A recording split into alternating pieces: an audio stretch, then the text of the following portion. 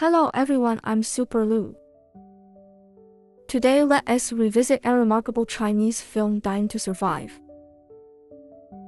This film is one of the finest social realism movies in recent years.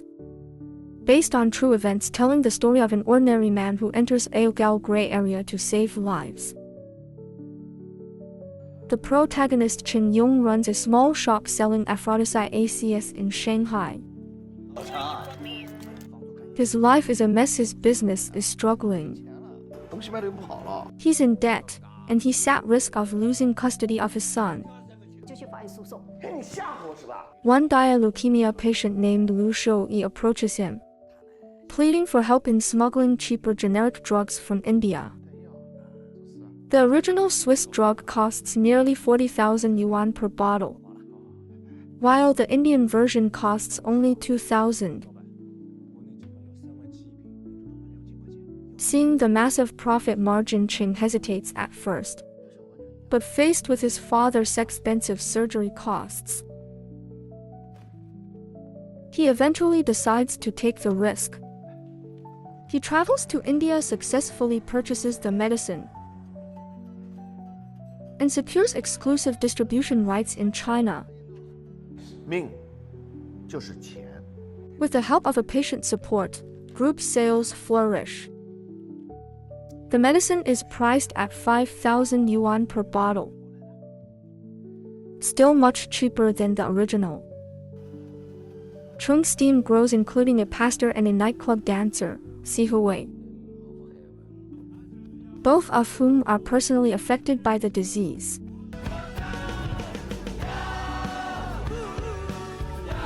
However, success attracts attention. The pharmaceutical company files a complaint and authorities begin investigating. Meanwhile, a ruthless scammer, Zhang Chang, Lin enters the scene, selling counterfeit drugs that contain nothing but starch and aspirin. Following a police raid and the fear of severe legal consequences, Qing decides to withdraw. He sells the distribution rights to Zhang and shifts to a legal textile business, securing a stable and lawful life. After Qing exits, Zhang raises prices, making the medicine unaffordable again. Lu Shouyi, unable to afford treatment, deteriorates and ultimately takes his own life. Overwhelmed with guilt, Qing decides to restart his operations. But this time, he sells the medicine at cost price purely to save lives. 从下周开始，我们重新卖药了。 Authorities intensify their pursuit, but patients refuse to betray him. 我想求求你，别再追查印度药了，行吗？我病了3年，4万块钱1瓶的正版药吃了3年，房子吃没了，家人被我吃垮了。现在好不容易有了便宜药，你们非说它是假药。那药假不假，我们能不知道吗？那药才卖500块钱1瓶，药贩子根本没赚钱，谁家能背上个病人？你就能保证你这一辈子？ They know that without him they are doomed. As the police close in, Cheng's ally Huang Mao sacrifices himself by leading the authorities away.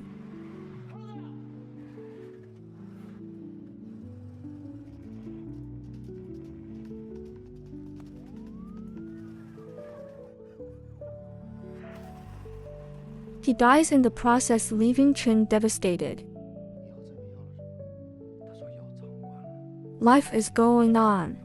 What's even worse, the source is increasing their quotation. 要20001瓶。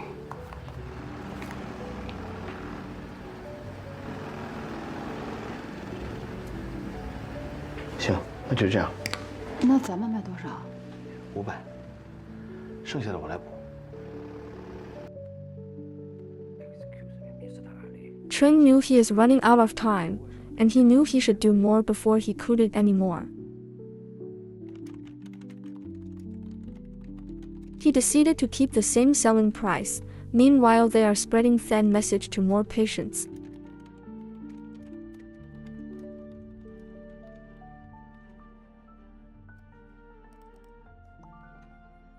He want to save more people in limited time.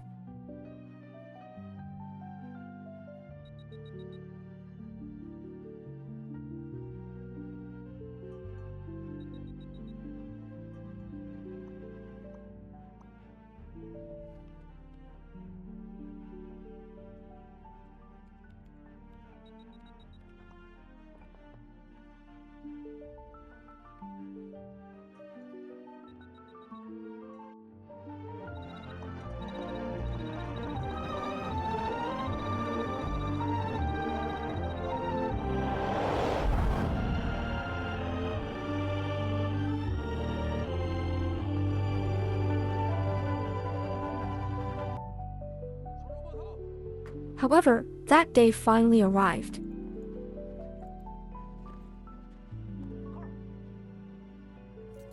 He was pinned to the ground by the police and had no intention of resisting. Until he saw the patient holding the medicine was also being chased. 我们必须要清楚，程勇的主观意愿是救人，而非盈利。 In court, he pleads guilty but makes one final request: 他们就只能等死啊！ for the government to ensure that patients can afford their medication. 不过，我相信今后会越来越好的。希望这一天能早一点到吧。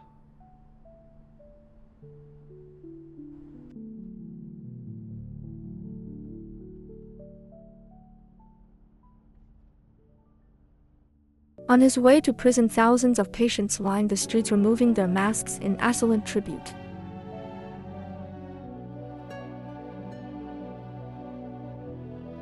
It is a powerful and emotional farewell.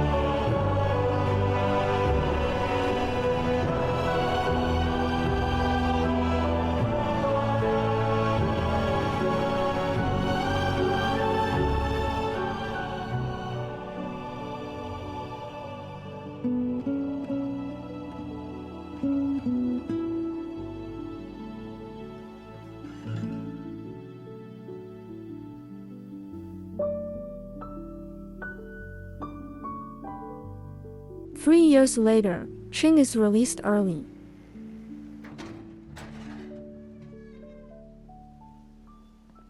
His former pursuer officer Chao Bin greets him with good news. The medicine has been included in China's national health insurance program.